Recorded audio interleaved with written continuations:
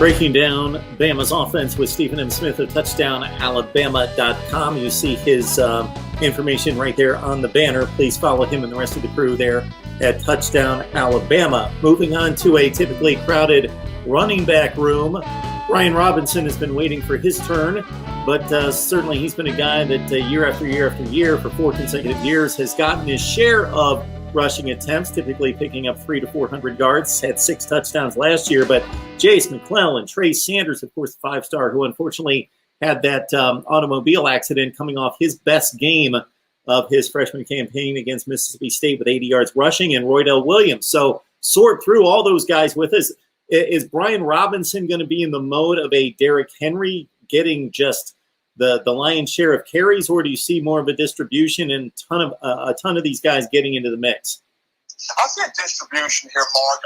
And for Brian Robinson, it is right now a push between he and Jace McClellan to be running back one. And as good as B-Rob is, and as talented as he is, and as experienced as he is, he brings much to the table with the size of 6'1", 226 pounds, the power that he has, the ability to pass protect.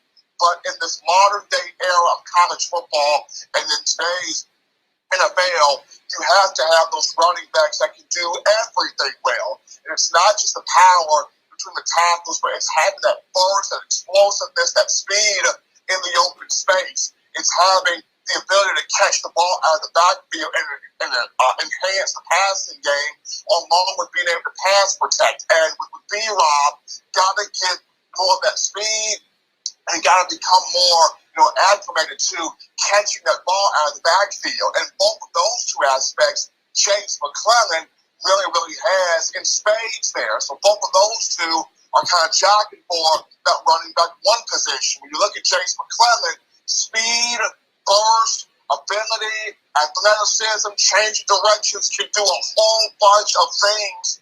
And he's right now this offseason working with Brant Mester, not only a former Auburn running back, but he's an athletic speed coach over there in Atlanta. He's been putting Jace through a lot of work. And I got a chance to talk to Mester about a month ago, and he worked with Najee Harris. And we saw the dominant year that Harris had in 2020. We're talking to Mester. Jace McClellan has a bit more burst. He has a bit more of explosive capability than even Najee had. And that's exciting in itself to hear that. Then we can look at Roydell Williams. This spring, he showed you are not going to overlook me. Roydell, in the spring game, totaled 108 yards offensively, including 4 catches for 65 yards. So he's showing you out the backfield the type of receiver he is, coming from Hueytown High School in the Birmingham area. This was a young man, over 5,000 career rushing yards, 5,929 to be exact, 92 total touchdowns, 84 rushing scores. He has a gear to him that you got to put there on the field. And then Trey Sanders, this is somebody that, when he came in 2019, everybody was behind him as a 5-star coming from Florida, playing at IMG Academy. Unfortunately, it's like, can he shake himself loose from the injury bug that has kind of clamped itself to him?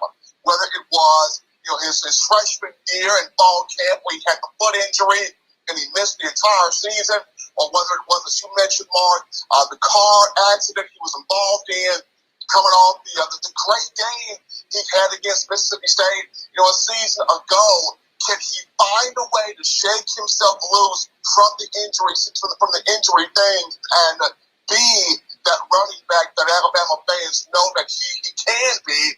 And then not to mention, you got Kamar Wheaton in here now, the 5-star out of Texas, and people are talking about, this guy could possibly be the best back that Saban's brought in here.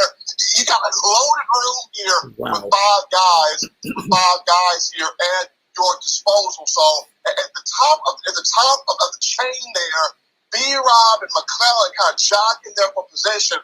But I think, Nick Saban typically rotates 3 backs.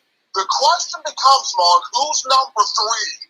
When you look at Roydell Williams, Trey Sanders, and Kamar Wheaton, who becomes the third back in this rotation will answer a lot of questions.